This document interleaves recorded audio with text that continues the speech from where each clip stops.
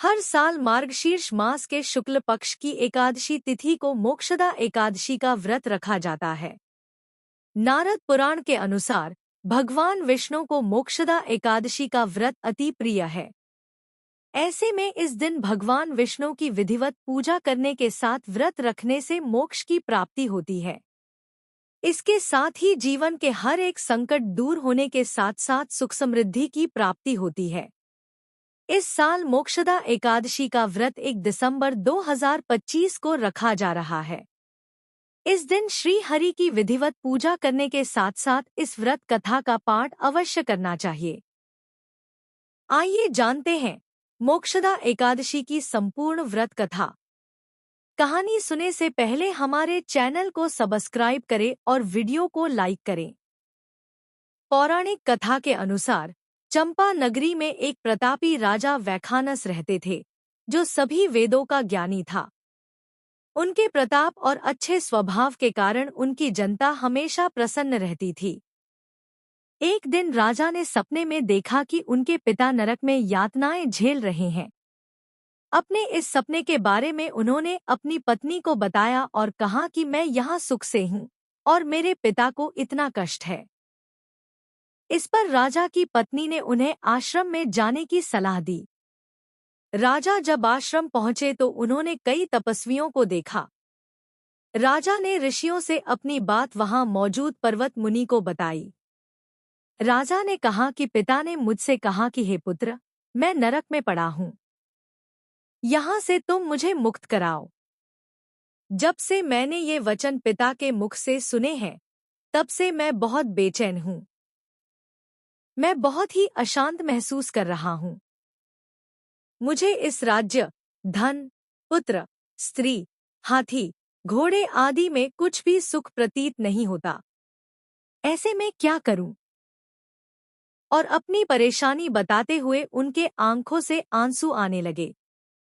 आगे राजा ने कहा, है ब्राह्मण देवताओं, इस स्वप्न के कारण इतना कष्ट पहुंच रहा है कि मेरा सारा शरीर जल रहा है।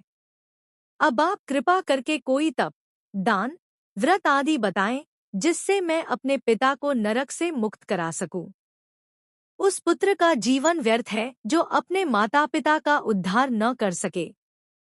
एक उत्तम पुत्र जो अपने माता पिता तथा पूर्वजों का उद्धार करता है, वह 1000 मूर्ख पुत्रों से अच्छा है।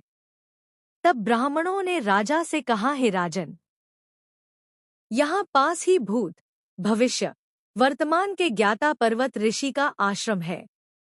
आपकी समस्या का हल वे जरूर करेंगे। ऐसे में राजा पर्वत ऋषि के आश्रम पहुंचे। राजा ने आश्रम में देखा कि अनेक शांत चित्त योगी और मुनि तपस्या कर रहे थे। उसी जगह पर्वत मुनि बैठे थे। राजा ने मुनि को देखते ही उन्हें साष्टांग दंडवत किया। मुनि ने राजा से सांगोपांग कुशल पूछी। राजा ने कहा कि महाराज, आपकी कृपा से मेरे राज्य में सब कुशल हैं, लेकिन अकस्मात मेरे चित्त में अत्यंत अशांति होने लगी है। ऐसा सुनकर पर्वत मुनि ने आंखें बंद की और भूत विचारने लगे। इसके बाद पर्वत मुनि से सारा सच जाना और राजा को कहा कि तुम एक पुण्य आत्मा हो, जो अपने पिता के लिए इतने परेशान हो, लेकिन इसकी बिल्कुल भी जरूरत नहीं है, क्योंकि तुम्हारे पिता अपने कर्मों का फल भोग रहे हैं। तुम्हारे पिता ने तुम्हारी माता को बहुत यातनाएं दी हैं। इसी के कारण उन्हें नरक भोगना पड़ रहा है। राजा ने मुनि से इस परेशानी का हल पूछा, तो मुनि ने कहा कि तुम्हें मोक्षदा एकादशी व्रत का पालन करना चाहिए और इसे पिता को फल समर्पित करना चाहिए।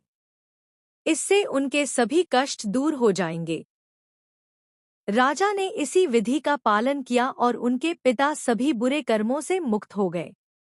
स्वर्ग में जाते हुए वे राजा अपने पुत्र से कहा कि हे पुत्र, तेरा कल्याण हो। शास्त्रों के अनुसार मार्गशीर्ष मास की शुक्ल पक्ष की मोक्षदा एकादशी का जो व्रत करते हैं, तो उसे हर तरह के पाप नष्ट हो जाते हैं। इसके साथ ही मोक्ष की प्राप्ति होती है। इस कथा को पढ़ने या सुनने से वाजपेय यज्ञ का फल मिलता है। यह व्रत मोक्ष देने वाला तथा चिंतामणि के समान सब कामनाएं पूर्ण करने वाला है। Like what?